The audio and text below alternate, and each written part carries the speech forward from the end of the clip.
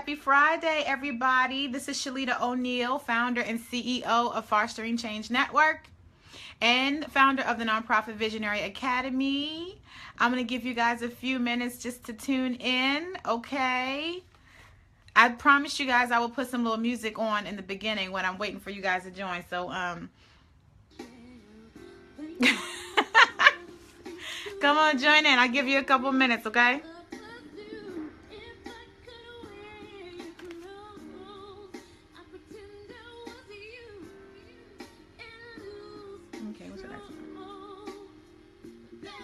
Come on, y'all. I might hear something else.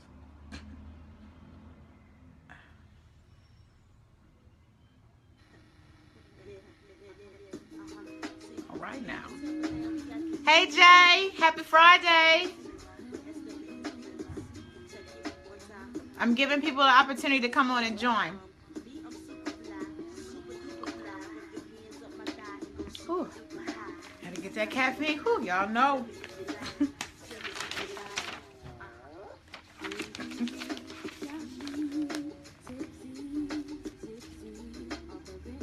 Couple minutes, y'all. What time is it now? It's 12:02. So let's say 12:04, we're gonna get started. And today we're gonna be talking about the board election process, okay?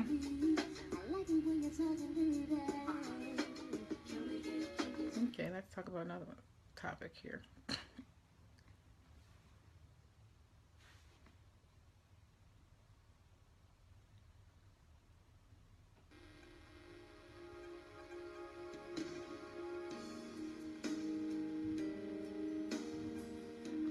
You know what? I want to hear Sade. I want to hear Sade today. All right, couple minutes, y'all. We got one more minute. You want some coffee too? Here you go. I only made 1 cup today. Listen, y'all. Whew. Gotta get the caffeine going sometimes. Gotta wake up. Gotta get it together.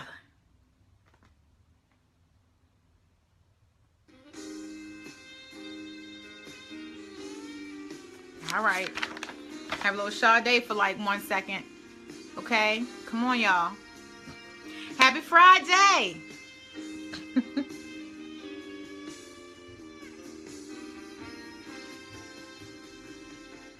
Yesterday was 70 degrees. Oh my goodness. Today is 48. It's ridiculous. All right, 12:04. Let's go ahead and get started.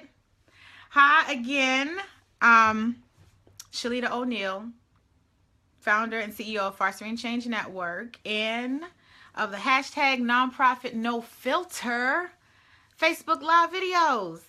So y'all, today we're going to be talking about the board election process. I know a lot of people, through the years and even just recently as I've started doing the videos, have been really asking about the board member process. These are some very important people.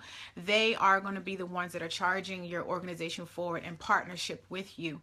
And so it's really important that you understand the processes that need to be in place in order to support the board so that the board can support you. So this week we've been talking about, just divisive board members. The last Facebook video that we had, we talked about what happens and what should you do when you have a board member that's no longer being effective, that's actually being divisive, that's actually being dysfunctional and threatening the organization's well-being. We talked about that on Wednesday. Today, it's really about the board election process again. So many of you, we're nonprofit visionaries, you're just starting up. So when you invite your first set of board members, more than likely it was an informal sort of arrangement. So it wasn't like you had an election or any of that. When you first start, you're having to identify 3 to 5 people who are going to be, help you get the organization off the ground. So that may be someone or some people who you've known via colleagues or that you've met along the way that said, hey, I believe in what you're doing. Let's go ahead and get started. Let's do this. And for the paperwork reasons and for, just the founding sort of board member purposes, they were the core and most likely are still the core now. But that doesn't mean that that's the only 3 to 5 board members that you're going to ever have, and you shouldn't be recruiting, and you should be recruiting. So after you get past the initial stage of filing the paperwork and you have your founding board members, you're going to need to elect new board members. You don't just continue to go and handpick, and you as the executive director, or you might be serving as the president, but this is your organization, the nonprofit visionary. You solely, unilaterally by yourself shouldn't be, and you really shouldn't be going out by yourself recruiting board members without the input of anybody else, without any sort of formal processes. Because again, it's all about how you build your organization from the beginning. How do you build the foundation? And you want to start off strong and organized and structured so that down the line, when you're doing the serious business of providing programs and you're raising all this money, that you don't have issues attributed to lack of structure at that point, because then they're harder to fix once you get down the road. And you have this budding and this growing organization, and then your board members start to act up or things start to fall apart. You don't want that to happen. So first and foremost, what I like to tell everybody is make sure you have your processes in place. So when you're recruiting board members, you have to have, again, I say this all the time, and I'm going to keep saying it because sometimes you have to hear it more than once to really understand how important it is. You want to make sure you have a board member application. You want to make sure you have board member expectations. And you want to make sure that you follow your bylaws closely, very closely. So your bylaws isn't just something, I have to have this form or this, this document in order to file for my 501c3. So I'm going to get something and then I'm just going to throw it out there and never look at it again. No. And I have to say, I've been guilty of this too. I didn't quite understand. I just knew I needed to have bylaws, but how often did I go back to refer to the bylaws when I needed instruction or guidance on something process-wise or procedure-wise with my board or with my staff? So understand your bylaws is your Bible, the nonprofit Bible. That is what you refer to when you need guidance on how you should deal with certain situations as it pertains to the structure of your organization. With saying that, in your bylaws, you should also have a clause in there about, or you should have language in there about the election process. Okay, so you can save yourself a lot of time, headache of going out here and researching election processes when it's in your bylaws. So what I want you to do, homework, if you haven't done so already, go and get your bylaws and read through every single line. And in that should be an election process. As far as timing, how often are you holding elections? Is it an annual election? Is it a biannual election? What does it look like? You also, in your bylaws, should have a requirement for a nominating committee. So you need to have, and initially, again, because, more than likely I'm talking to the nonprofit visionaries who are wearing many hats and are just getting started. So initially, that nominating committee is your executive committee. So if you have your president, vice president, secretary, treasurer, that's your executive committee. So they're going to be the ones that serve initially as your nominating committee until you bring on enough board members to actually fill in that role. And maybe, you still want an officer from the board on the nominating committee. But initially, those are the people, the current board that you have right now, they're your nominating committee, right? So there's a process to how things should go moving forward with, the election process. So first and foremost, go back through your bylaws, take a look and see what is your bylaws outline for the election process. And then, you want to move forward from there. And let's say, okay, you have people in mind who you want to engage and bring on to be on your board.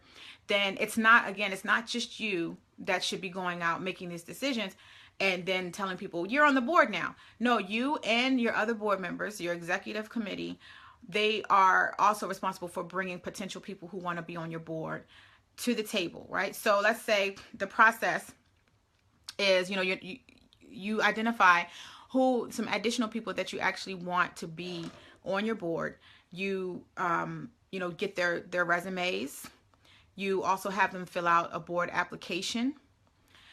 And you provide them as well, what are some of the things that you're looking for, your board expectations document. You provide them with that so they have an idea of what you're about, what they're going to be asked to do. You don't make any promises up front and say, if this is you doing, reaching out and just saying that we're looking for board members, someone's like, oh, I'm interested in that. Okay, well, if you could provide me with your resume, here's a little bit more, here's our board expectations document, here's, more about us and what we're looking for in the position. And then, I'm going to pass your information on to the nominating committee, and someone will be, in touch with you. So it's similar to the same, again, you're recruiting people who, the same way as you would staff. Okay, so this is a process. It isn't just about, oh, well, whoever wants to, come on board. Again, I always say that there's a process with it. So you get their information, you take it back to your nominating committee, which will be your executive board, which is you have right now your president, your vice president, your secretary, and your treasurer. They get together and they look at all of the different candidates that are being suggested that you would want to be on the board. So from your recommendations as well, they may have people that they want to bring onto the board as well. You're not the only one who's in charge or has control over who comes onto the board. Okay, so other people that are on the board can also bring nomination suggestions and information to the nominating committee for consideration. So once the nominating committee has a group of potential board candidates, the nominating committee is also, to help them, they also need to have a copy of the bylaws, because they need to look and see what is the organization's election process, what are some of the things that the organization says that different positions or the board members are supposed to be expected to do. So they need to look at that as well and have that as guidance. Also, what would be helpful is to develop some sort of form on what type of people are you looking for? What's the need? So that as the nominating committee and as you as the executive director, or, you could be the president, the nonprofit visionary, you should be a part of this process as well. Some people, it's a whole nother Facebook conversation, but some people write themselves in as, or have the executive director have voting rights on the board. So you can do that too in your bylaws. Sometimes, the executive director, I know in my case, I didn't have any voting rights. I wanted it to be as, have a firewall up between me and, any issues or red flags that may come up with me being involved with, voting as well. But that's not necessarily how it's always done. It doesn't have to be that way. And if I could go back, I would have made sure that I was also a voting member on my own board so that my voice counted in elections and things like that as well. Not saying that your voice does not count as the founder and the nonprofit visionary, because of course, your opinion is going to weigh heavily on the people that are being considered, but that's unofficially. It's not like once the election process comes, you can say, I vote for this, and it count. It doesn't count in that way, but it's still influential. I hope that's clear. So you want to make sure that you have some sort of document that informs the nominating committee, what kind of people are we looking for? These are the types of positions we need, or people with these types of backgrounds we're looking for. Make sure you have a qualifications list there so that as the nominating committee is looking through that, they can be looking at the resumes of the people who you've collected, the applications of the people that you've collected from who may be interested in being a board, and they can run that up against, what the organization needs. Okay. And then at that point, so let's say that's done. The nominating committee has determined or decided that out of the 10 people that have been suggested, there's 5 that are fit in line with what the organization's needs and all of that. So the nominating committee at that point would take that information back to the board as a whole. But see, we're talking about right now, you're just getting started. So your nominating committee, which is your starting out, your executive committee, the only board members you have, the only 3 or 4 or 5 board members you have. So it's no need for them to take it back to somebody else because they are the core group. But, they make the decision, they, say, okay, decide who needs to move on and move forward. And then someone from the nominating committee will contact the candidate to set up an interview. Okay. So then we've got the reviewing of the board member, the application, the reviewing of their resume. They come up with a consensus on who should move forward, who shouldn't. And someone from the nominating committee, preferably the chair, will contact the board candidate to set up a interview. And at that point, so then they interview the candidates, and let's say, there's another vetting process there. So hopefully everybody moves forward and everyone's, a good fit and in person, matches what they've submitted via resume or via the application. And at that point, then there's an overall with the executive committee, because you don't really have a whole full board of people, then they will actually vote on who to bring on to the board and whether to bring them all on. And typically when you're small, I know in my situation, it was my board, they had a board meeting and they decided, okay, yay or nay, we should invite this person to join the board.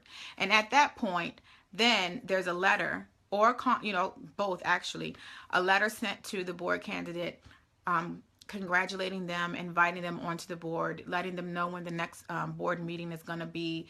But then there's someone that's followed up with a phone call first and foremost to let that person know that, you've been invited onto the board and, welcome. Yay. Here's our next meeting. Here's next steps on where we go from here. So that's typically for a smaller organization that really doesn't have a lot of board members. You have 4 or 5 board members or all of them are officers. So, you don't have a whole separate team of people on the board that make up a nominating committee. Your executive committee, which again, to be clear, the executive committee are the officers of the board, the directors of the board, which the president, vice president, treasurer, and secretary. So that they're considered the executive committee.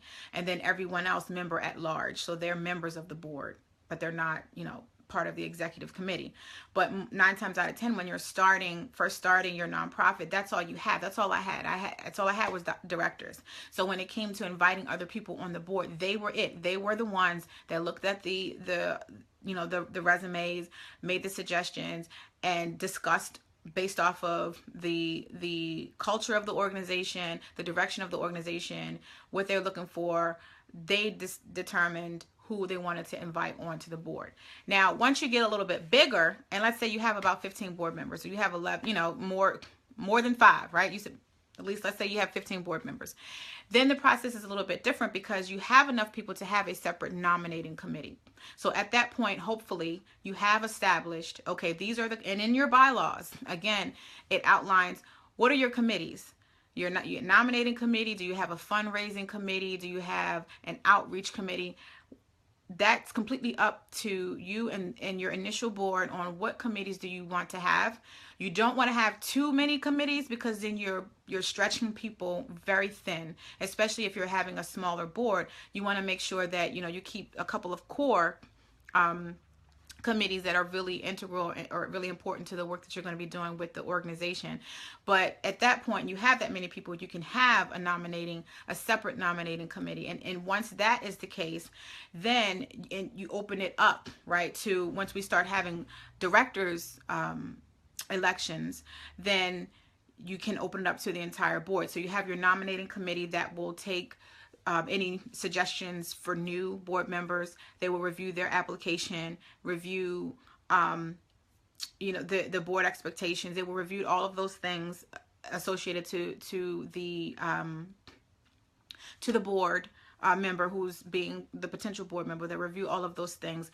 They'll make a determination as to, and also they determine if there's a current existing board member that is up for re-election. That is also something that the nominating committee will consider. Okay, they also, part of the evaluation process, you also want to make sure you have that with the nominating committee. They have to have a process by which to evaluate current board members so that when they're trying to or wanting to come back in for another term, then before that, there's an evaluation process to see how they performed and if it's good for the organization to invite them back or revote them in.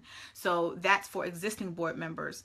So at that point, if you have a larger board where you have a separate nominating committee, then they look at the candidates, they bring it back to the entire board for consideration on who to move forward with, then it is opened up for the board to actually vote on who they want to be either brought on as a new board member, or if people are actually, if there are vacant director positions that are open, then people can actually vote on, okay, who do they believe would be a good fit to fill that position, and they can even they can nominate themselves as well.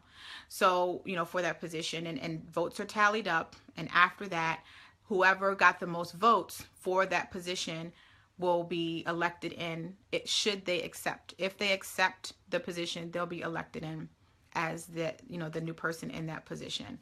Okay, and if that person is not present for the vote, then the board will make a determination. Let's say if sometimes people are nominated for more than one position and they get elected for more than one position, and that person, if that nominee is not there, then the board will determine which position that person should fill, given that person has accepted the nominations for both. Okay, so let's go back over that, because it can be really confusing, a little overwhelming when you're thinking about this.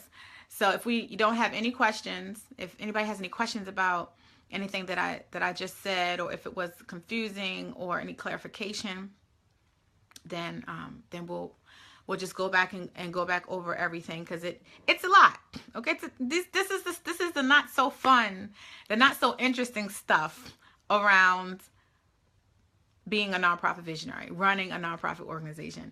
These are the things that we still have to pay attention to, that's not all that interesting, but are extremely important to how the organization runs. Okay, so let's go back. The board election process. So first and foremost, I really want you all to take a look at your bylaws.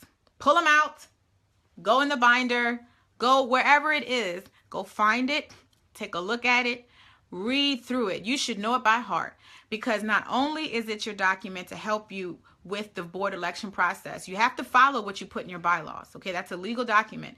You have to follow that. You get into trouble, especially if you have, board members who are not feeling how things are going, and they see that you're not paying attention to your bylaws. That's their recourse. They can go to the bylaws and say, per the bylaws, okay, which is filed with the feds, this is what we said we were going to do. We're not doing it. There's a problem. You don't want problems. So go back to your bylaws, look at what you said in the beginning your election process was going to be and how it was going to go. And if you do not have a clause in there about that, make sure that one of the first things on your agenda is to update your bylaws so that it's in there. So, and you, along with your current board members, because they have to be in on this process, to make sure that you go back and you put it in there. So first and foremost, look at your bylaws. What does your bylaws say? Then go with that. Okay. But let's say maybe you don't have any bylaws, or you have your bylaws and it doesn't quite say that, or it's really vague, whatever. This is just one way of how you can hold your elections, and it's called Robert's Rules, or parliamentary, procedures for how you bring on board members in a formal way.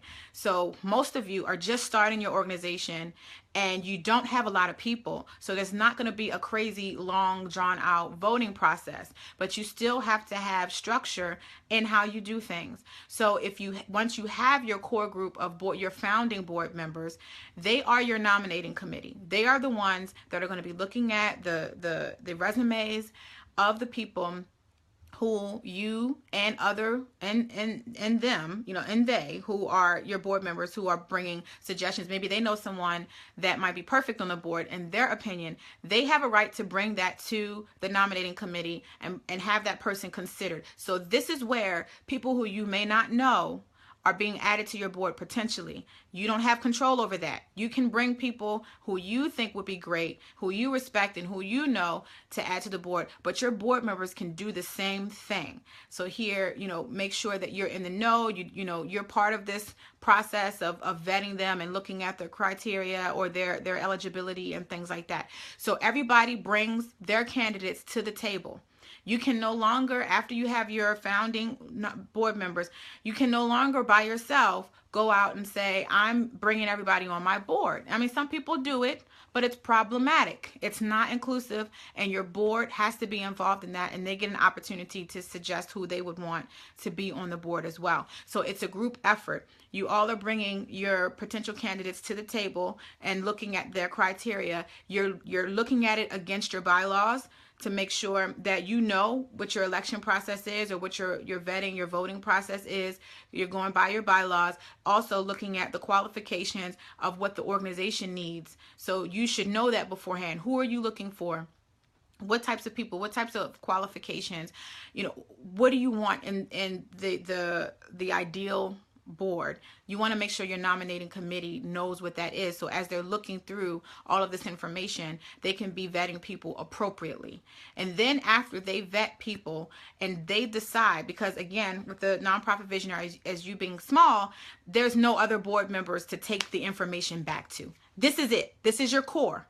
After that, they make the decision as to who they want to invite on to the board, and they will then reach out to that candidate, hopefully preferably the chair of your nominating committee. So the president / chair of your nominating committee will reach out to that potential candidate to invite them to come in to do an interview. And then the nominating committee will sit down, at least 2 people from the nominating committee will sit down with that candidate and interview them and ask them, the questions that are important, that you decide you want them, the organization decides what they want to ask this person. They will do that. If the entire nominating committee is not available, or, a part of this interview, then whoever the members are will take it back to the rest of the nominating committee, the outcome of the interview and their suggestions, and they will make a final determination as to who they want to invite. At that point, there's a phone call that's made, to the candidate to welcome them onto the board, along with follow-up letter with next steps on, okay, when's the next board meeting? What are the hopefully in your board application, you would have put what are some types of committees that you would like to serve on. If not, that's the conversation. Okay, what committees would you like to serve on? Here's some information, so you can get them connected with the chair of that committee, so they can get involved right away. Okay, so that's the process for typically the very small organization that doesn't have a whole bunch of committees, that doesn't have a whole bunch of people. That's typically how it happens. Okay, now if you have more people, if you have a couple of different committees, or you have more people outside of your executive committee, then most likely you have a nominating committee. And if you don't get one, your board needs to have, it's like standard in your bylaws that you have a nominating committee that handles. So you're not the one, you need to be at the business of programs, services, delivering, changing the lives. That's your focus. You shouldn't be entrenched in all of this stuff that's going on. That is the board's responsibility. Not to say that you're not involved with, or you're not aware of the process of what's going on and things, but you shouldn't be the one organizing the meetings, sitting in on every single meeting, collecting the resumes. All of that. That's your board's responsibility. You're part of the decision-making process, or you can, but you need to be running the programs. So you need to have a nominating committee, people that do that. At least 3 people that do that bring on the board members, or, help facilitate that process. With larger organization, then yet that nominating committee, after looking at and synthesizing all of the information around the candidates and things and such, and running it up against what you want as an organization, they will make recommendations to the larger board, the larger group. Everybody will then have an opportunity to weigh in on those candidates who have been vetted by the nominating committee. And at that point, then an election, is scheduled. So let's say we have director positions that are available or open or vacant, and we need to fill some directors positions as well. The board will be able to vote on who they nominate to fill these positions based off of the recommendations of your nominating committee. Okay, and then people can nominate themselves. I would suggest we do this in a face-to-face, in an actual setting when you sit down and you have voting. But now with technology, people are voting electronically. Again, that is something that your board should sit down. You should sit down with your board and determine, what does that look like? What's the climate of your organization? What is your organization interested in doing, or opening up the different types or ways of accepting votes in the election process? That's something that's up to you, because it could be so many different ways. But if you can, having the election process in person. But let's say you have board members that are out of state and they can't, you have them all over the place and they can't necessarily physically be there, then having a voting process online is, we have lots of software and templates and such.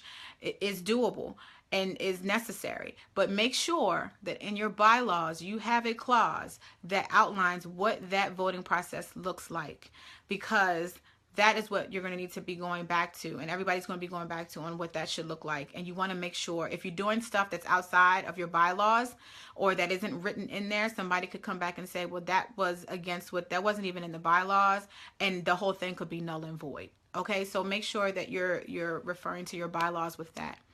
Okay, so again, this is a lot of information, but if anybody needs additional supports, or you're just like, okay, I heard that, I still need some drill down a little bit deeper into, like, what does the voting process look like the day of the voting? What do I do step by step or whatever?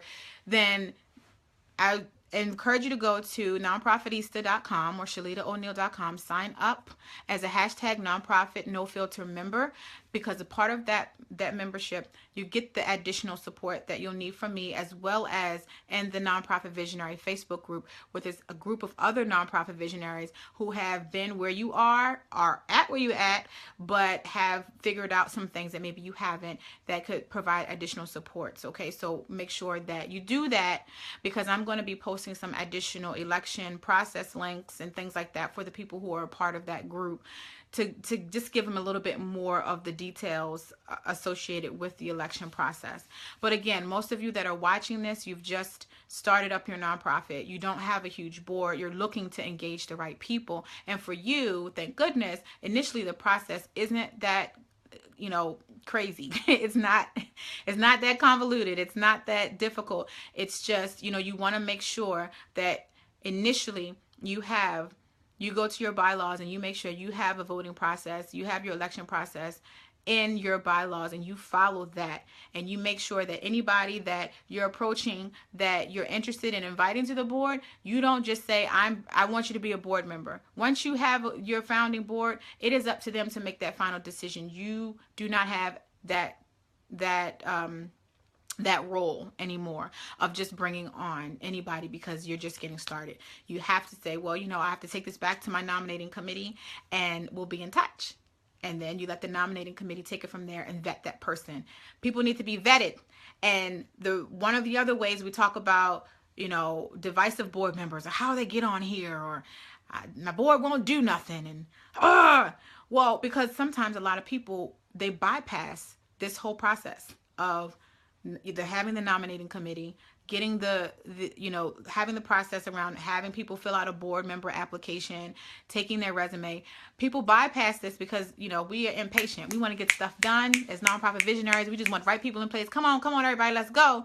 And you can't do that. You have to slow down and follow some type of process, because I promise you, by doing that, you weed out and vet people who are going to give you problems later on, because you see it coming, because there's a process. You can see them on paper, and then the nominating committee sees them in person, and they see if the two match up, and they can make a determination there whether or not, for the most part, whether or not somebody is going to be a good fit or not. You have to allow other people's perspectives. You have to involve your board in this election process, because sometimes we miss things. I know I've missed things because I've just, I want to see the best in people, and I'm like, oh, it's going to be amazing. It's going to be great. And then let's just come on, we're going to get the work done. And then things don't go so well because of that. So make sure you're involving your board in that, and that you have other sets of eyes looking at potential board candidates in this process, and let them, also come to a consensus on who should be on the board, because then they have buy-in as well. Okay, so that is pretty much the election process for our new nonprofit visionaries. When you're big, you're a medium to large organization, you may not be looking at this video, but at the same token, for those big to those medium to large organizations, more than likely they have a solid set of bylaws, and they know what their election process is because it's in there. Okay, you don't just get from small to a large organization without having certain things in place. So it's a given, it should be a given, that those larger organizations have an election process that's based off of what's in their bylaws, and they understand that process. If not, if you guys want to know a little bit more, if there were some questions that were not answered in this video, just leave me a comment below, and I'll be more than happy to do another video and go into even more detail. But I won't know that if you don't tell me. So if this has been helpful to you, please make sure you share it and you like it and let other people see it as well. Again, we don't want to hoard information. I thank you for everybody who has joined in with me. And if you don't have any additional questions or anything like that, I will see you on Wednesday for our next Nonprofit No Filter Facebook Live video. If you have any suggestions on topics, something else you want to hear, again, just let me know in the comments, because I'm going to be thinking through that so that we'll hit the ground running next week.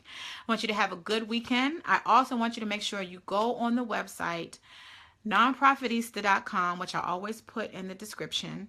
So, you can click on that to see how you can really get involved and share it with other people, because we have a hashtag Nonprofit No Filter boot camp that's coming up March 25th and 26th at the University of Maryland School of Social Work for 2 days, where those nonprofit visionaries who are serious about getting the hands-on support they need to start their organizations, they want to be there. I want you to be there. So make sure you go on my website, nonprofitista.com, and look at the details of what that is going to be and all of what we're going to be talking about. Okay? So thank you guys. Have a wonderful weekend again, and be blessed.